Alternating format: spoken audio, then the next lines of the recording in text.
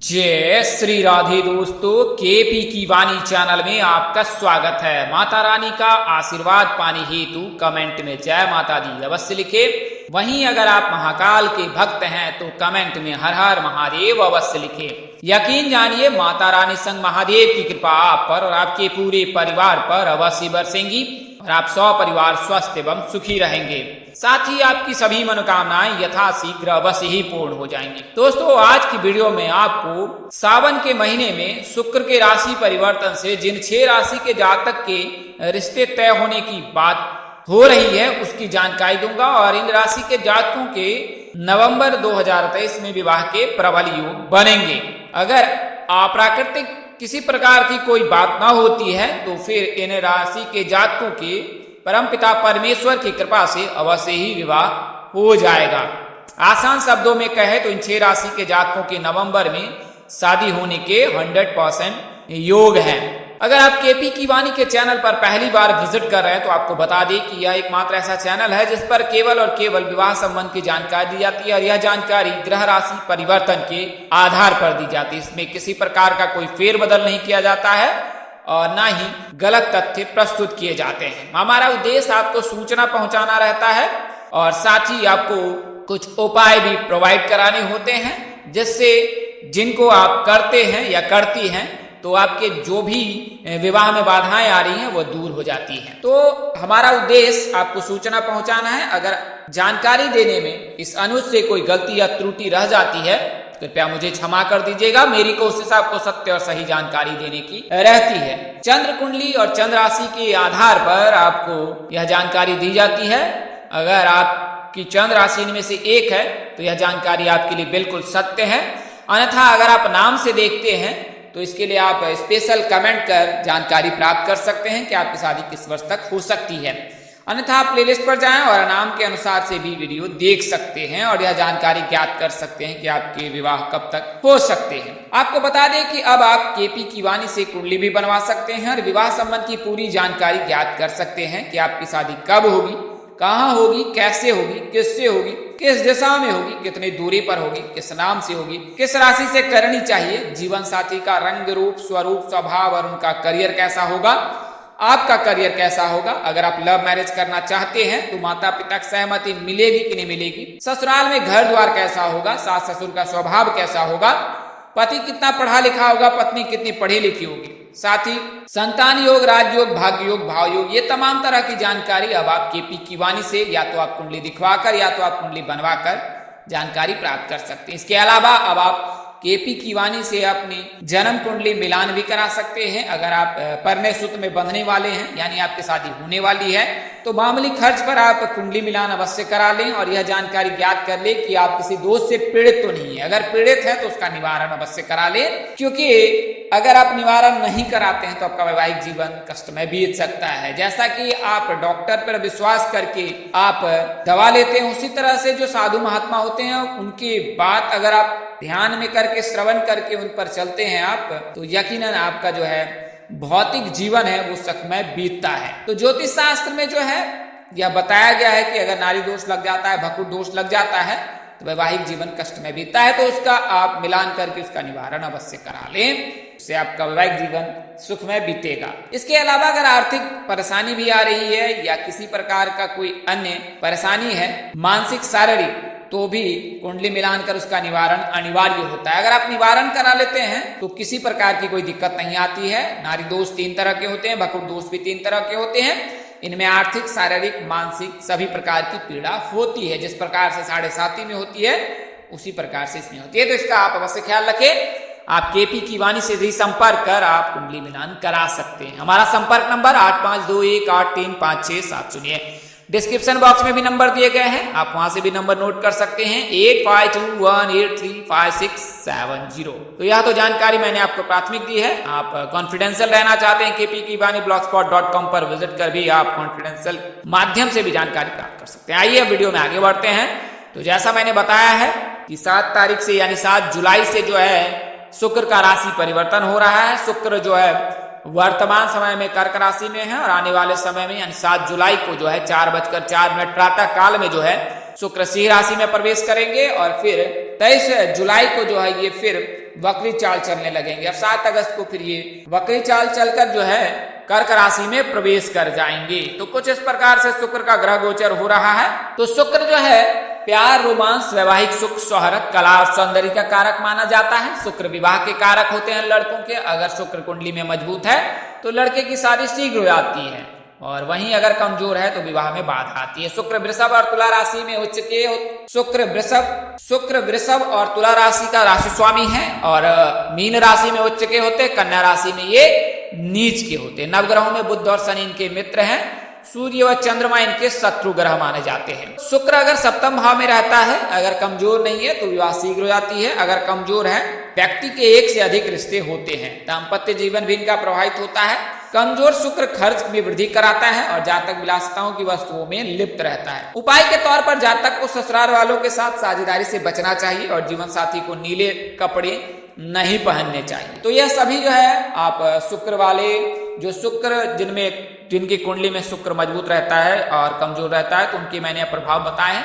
शुक्र लड़कों के विवाह के कारक हैं, और शुक्र को मजबूत करने के लिए शिव जी की पूजा का, उपासना का विधान है। यानी शुक्र, शनि, मंगल, राहु, केतु सभी के जो है, यानी कि सृष्टि के रचयिता देवों के देव महादेव हैं, और इन सब के जो है गुरु है महादेव ही हैं। तो अगर आप महादेव के शरण चरण में रहते हैं, उनकी पूजा उपासना करते हैं, तो सभी प्रकार के जो शारीरिक, मानसिक, आर्थिक कष्ट हैं वो दूर। तो आप शिव जी के शरण चरण में रहिए, क्योंकि सावन के महीने में ही यह संयोग बन रहा है जब सिंह राशि में शुक्र का गोचर होगा। तो सावन का महीना देवों के देव महादेव को समर्पित होता है, तो इस महीने में विशेष उपाय भी किए जाते हैं। प्राथमिक उपाय तो आप जानते ही हैं, सोमवार का व्रत करना होता है। सोमवार का व्रत करते हैं तो शीघ्र विवाह के योग बनते हैं। आइए मैं आपको उम्र के हिसाब से बता देता हूं कि उम्र के हिसाब से आपको क्या करना चाहिए सावन के महीने में शीघ्र शादी के लिए। तो चंद्रमा, शुक्र और बृहस्पति की स्थिति कमजोर होने पर विवाह में बाधा आती है। कुंडली में मंगल दोष अथवा ग्रहण योग होने पर भी विवाह में बाधा आती है। अष्टम अथवा द्वितीय भाव में पाप ग्रह होने पर भी व्यक्ति अपनी शादी के लिए परेशान रहता है। सप्तम भाव यानी सप्तमी की स्थिति पाप क्रांत होने पर, यानी अगर उसमें पापी ग्रह मौजूद है तो शादी में समस्या आती है। विवाह उपरांत वैवाहिक जीवन में भी परेशानी आती है। तो श्रावण मास में क्या क्या करना चाहिए तो उसके बारे में बता देता हूँ। तो सबसे पहले तो श्रद्धा भक्ति रहनी चाहिए। आप शिव जी को जो है अपना आराध्य माने और उनकी पूजा उपासना करें, और अगर आप श्रद्धा भाव से, सच्चे मन से शिव जी की पूजा उपासना करेंगे तो आपको अवश्य सफलता प्राप्त होगी।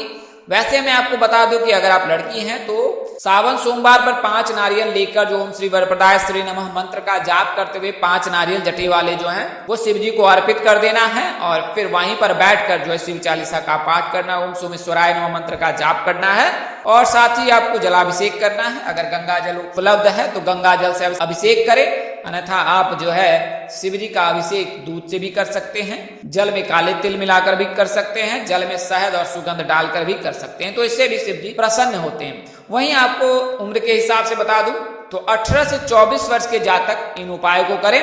अगर आपकी आयु 18 वर्ष से 24 वर्ष के मध्य है तो आपको सावन के महीने में नियमित रूप से पीले वस्त्र धारण करना है। शिव पार्वती जी की संयुक्त रूप से एक माला, देवों के देव महादेव और माता पार्वती को जो है संयुक्त रूप से एक माला आपको हर सोमवार के दिन अर्पित करना है।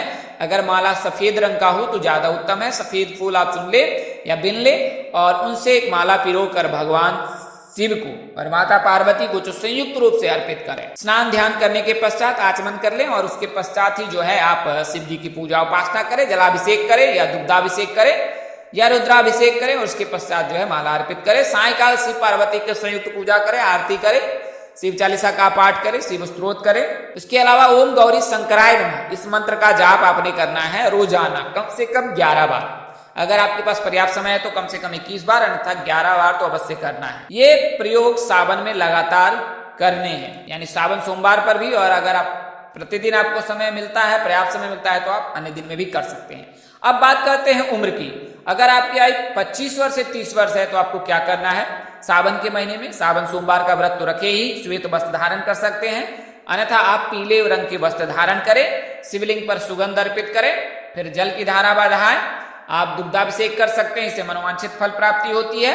भगवान शिव जो है गंगा जल और दुग्ध से अति प्रसन्न होते हैं, शीघ्र प्रसन्न होते हैं। ओम पार्वती पतये नमः इस मंत्र का कम से कम 108 बार जाप करें सावन सोमवार पर, और अगर आपके पास पर्याप्त समय रहता है तो अन्य दिनों में भी करें। स्नान ध्यान करने के पश्चात आचमन कर अपने आप को शुद्ध कर लें और तत्पश्चात जो है शिव जी की विधि विधान से पूजा करें और इस समय ओम पार्वती पतये नमः मंत्र का जाप कम से कम 108 बार करें। अगर आप लड़की हैं तो माँ पार्वती को सिंदूर अर्पित करें और सिंदूर जो है वहां से लेकर अपने मस्तक पर अवश्य लगाएं। आप गर्दन में भी धारण कर सकते हैं चंदन को, इससे भी जो शीघ्र विवाह के योग बनते हैं। तो माता पार्वती को आप सिंदूर अवश्य अर्पित करें। तो ये तो 25 से 30 वर्ष के लिए जातकों। अब अगर आपके 30 वर्ष से भी अधिक है और शादी में दिक्कत आ रही तो आपको क्या करना है, तो 108 बेलपत्र ले और हर बेलपत्र पर जय श्री राम या राम लिखें। राम जो लिखे वो चंदन से लिखें और उसके बाद जल में गंगा जल, काले तिल और बेलपत्र मिलाकर शिवलिंग पर चढ़ाएं। आप बेलपत्र को भी चढ़ा सकते हैं। जलाभिषेक करने के पश्चात 108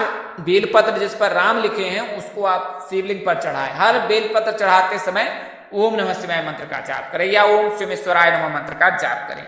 यह प्रयोग सावन के हर सोमवार पर करना है। आप प्रतिदिन भी कर सकते हैं अगर आपके पास पर्याप्त समय है। शिव चालीसा का, मंगल गौरी स्तुति का पाठ करना है। विवाह के शीघ्र योग बनेंगे। सावन में रोजाना शिव जी को सफेद चंदन लगाएं, इसके बाद जल अर्पित करें। इससे दाम्पत्य जीवन मधुर होता है। तो अगर आप शिव जी की पूजा उपासना करना चाहते हैं सावन महीने में तो आप इन उपायों को अवश्य करें, इससे शीघ्र विवाह के योग बनते हैं। आइए मैं आपको कुछ शुक्र मजबूत करने के उपाय बता देता हूं जो आपने सावन में करने हैं।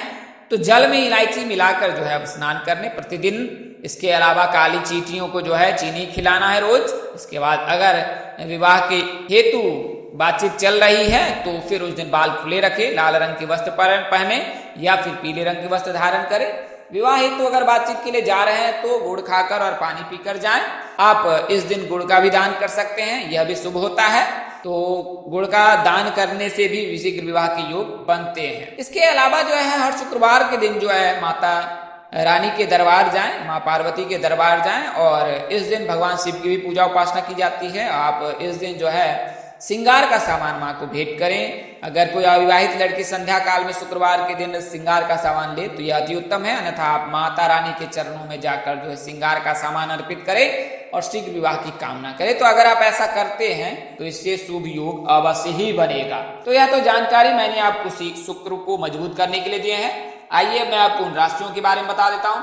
तो पहला मैंने आपको बताया है कि पहली राशि जो है वृषभ है, क्योंकि वृषभ राशि में शुक्र उच्च के होते। वृषभ राशि के जो राशि स्वामी हैं वो शुक्र ही होते हैं। इसके लिए वृषभ राशि के जातकों के लिए शुभ योग बन रहा है। अगर आपकी राशि वृषभ है तो सावन के महीने में आपके लिए रिश्ते आ सकते हैं अगर आप विवाह योग्य हैं और अगर कुंडली में किसी प्रकार का कोई दोष नहीं लगा है तो यह ऐसी संभावना है कि आपकी शीघ्र विवाह के योग अवश्य ही बनेंगे। तो वृषभ राशि के जातक के लिए भी जो है विवाह के योग है। अगर आप वृषभ राशि के जातक हैं तो आपके लिए शुभ योग बन रहा है और रिश्ता जो है वो आपके लिए टी नाम के जातक, एच नाम के जातक, पी नाम के जातक, इन नामों से जातक के रिश्ते आ सकते हैं। एस नाम के जातक, बी नाम के जातक से रिश्ते आ सकते हैं अगर आप वृषभ राशि के जातक। चूंकि इनके राशि स्वामी शुक्र जो है राशि स्वामी है, इसके लिए वृषभ राशि के जातकों, हालांकि वृषभ राशि के जातकों के गुरु के चलते जो है इस प्रकार के योग नहीं है तो रिश्ते तय हो सकते हैं सावन महीने में। गुरु के राशि परिवर्तन के चलते गुरु द्वादश भाव में वृषभ राशि के जातकों में बैठा है तो इसके लिए जो है वृषभ राशि के जातकों के विवाह के योग 1 मई 2024 के बाद बनेंगे,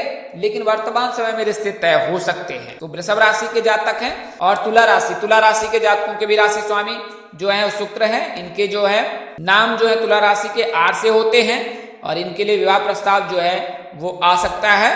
वो जी नाम के जातक से आ सकता है, एस नाम के जातक से आ सकता है और फिर एम नाम के जातक से आ सकता है। एस जी एम नाम के जातक से विवाह प्रस्ताव आ सकता है। दक्षिण दिशा से विवाह योग बन रहे हैं आपके, दक्षिण और पूर्व दिशा में भी योग बन रहे हैं अगर आप तुला राशि के जातक हैं। तो शुक्र के राशि परिवर्तन से इनके भी जातक के योग हैं रिश्ते तय होने के सावन के महीने में। इसके अलावा मीन राशि, चूंकि शुक्र इसमें उच्च के होते हैं तो मीन राशि के जातकों के लिए भी शुभ योग बन रहा है। अगर आप मीन राशि के जातक हैं तो आपका नाम अक्षर टी से हो सकता है, सी एच चौ से हो सकता है। आपके लिए उत्तर पूर्व दिशा से विवाह प्रस्ताव आ सकता है, या तो उत्तर या तो पूर्व दिशा में, और इन दिशाओं में ही आपके विवाह के योग हैं। वर्तमान समय में अगर रिश्ते तय भी नहीं होता है तो भविष्य में भी जब कभी हो तो उत्तर और पूर्व दिशा में ही शादी के योग बनेंगे।